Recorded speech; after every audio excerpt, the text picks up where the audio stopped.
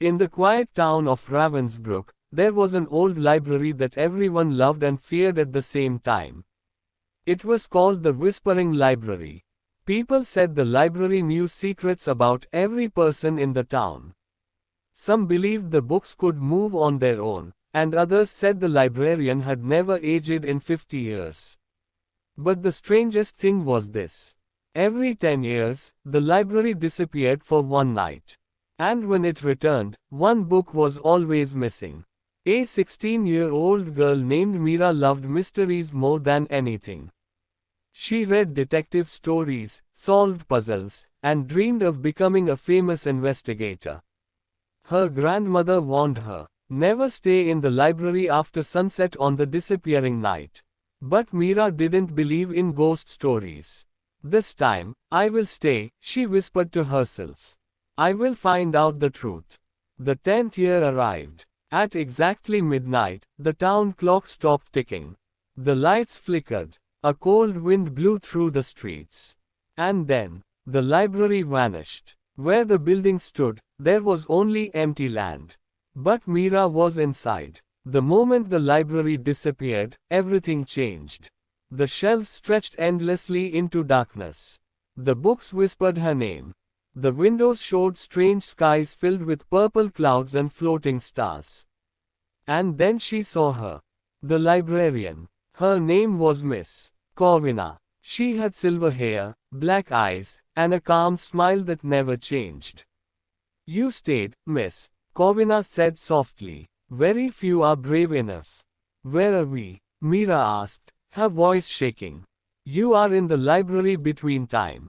Miss Corvina led Mira to a locked room. Inside, there were thousands of glowing books, each with a person's name on it. These are life books, the librarian explained.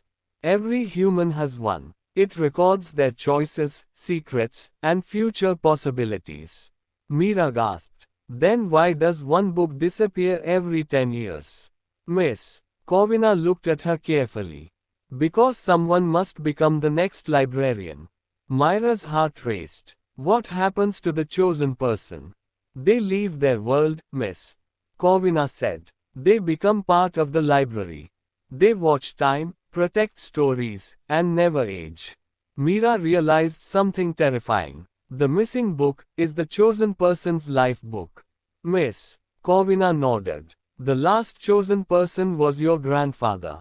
Mira froze. Her grandfather had disappeared 10 years ago. Everyone thought he had died in an accident.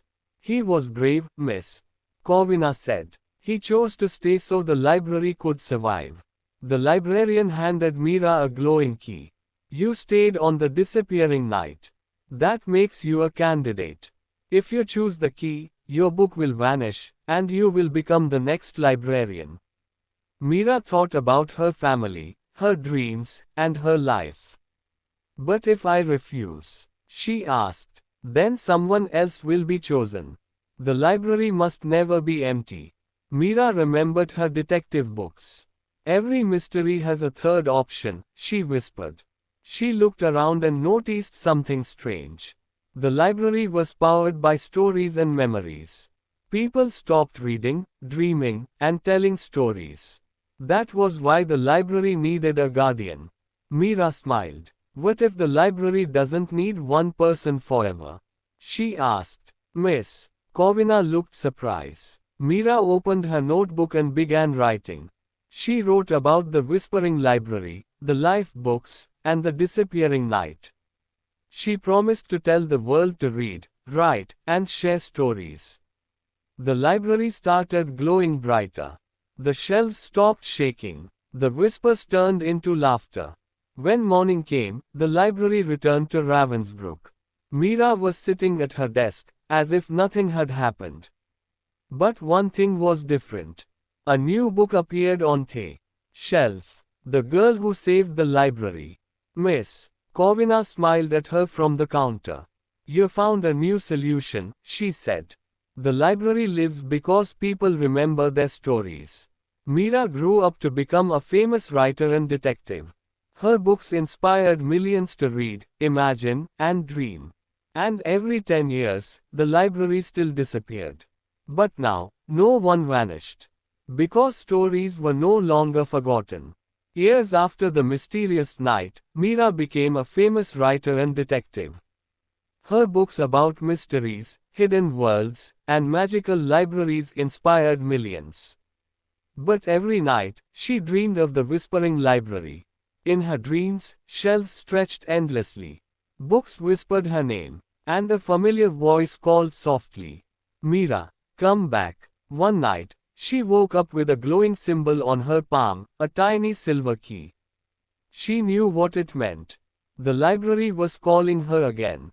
Mira returned to her hometown of Ravensbrück after many years. The library looked normal, but something felt different. Miss Corvina was still there, unchanged, with silver hair and calm eyes. "You kept your promise," the librarian said. "People are reading again. Stories are alive. But why am I dreaming about the library?" Mira asked. Miss Corvina hesitated. "Because someone inside the library wants to see you." Miss Corvina led Mira to a place she had never seen before. Behind a bookshelf, there was a secret staircase leading underground. They walked down into darkness. At the bottom, there was a giant hall filled with clocks, glowing doors, and floating books. "This is the Hall of Forgotten Time," Miss Corvina explained. "This is where the missing people live." Myra's heart raced. "Then my grandfather is here." "Yes." Miss Corvina opened a glowing door. Inside, Mira saw an old man sitting at a desk, writing in a giant book. He looked up and smiled. "Mira," he said gently. It was her grandfather. She ran to him and hugged him tightly. "But everyone thought you were gone forever." He laughed softly. "I was chosen to protect the library. I became a keeper of time." He explained that the librarians did not die. They lived between moments, watching human stories, guiding memories, and protecting forgotten dreams. "But I missed you," Mira whispered. "I missed you too," he said. "But the library needed me." Suddenly, the clocks in the hall started shaking. Books fell from the shelves. A dark mist filled the room. Miss Corvina appeared, her face serious. "The forgetting has awakened," she said. "What is that?" Mira asked. "The forgetting is a shadow created when humans stop caring about stories, memories, and dreams. If it grows, it will erase books, people, and even time itself." Mira realized something frightening. Even though people were reading again, many were still losing imagination. Myra's grandfather held her hand. "The library needs a new guardian to fight the forgetting. You are the only one who understands both worlds." Mira remembered the key from her dream. "If I become guardian, I must leave my world forever." "Yes," he said softly. "You will live between time, like me." Mira thought about her family, her readers, and her normal life. It was the same choice again. But Mira was no longer just a curious girl. She was a detective. "There must be another way," she said. She remembered how the library grew stronger when people shared stories. So she had an idea. "What if millions of people become guardians?" she asked. Miss Corvina looked confused. Mira took a glowing book and began writing a special story. A story that encouraged people to write, read, share memories, and tell tales to children. As she wrote, the words flew into the sky like birds. People around the world started feeling something strange. Children asked for bedtime stories. Old people shared memories. Writers began writing again. The dark mist began to fade. The forgetting screamed and disappeared. The library was saved again. Myra's grandfather smiled proudly. "You have done what even librarians could not," he said. "You turned humanity into guardians." Miss Corvina bowed slightly. "You are always welcome here, Mira. But you do not belong between time." Mira hugged her grandfather one last time. "Will I ever see you again?" she asked. He placed the silver key in her hand. When you write a story with true heart, we will be listening. Mira returned to the real world. The symbol on her palm disappeared.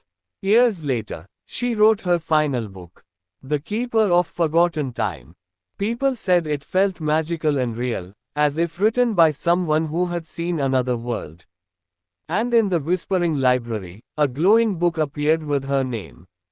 Her grandfather and Miss Covina read it and smiled. Because stories never truly disappear. They only wait for someone to remember them.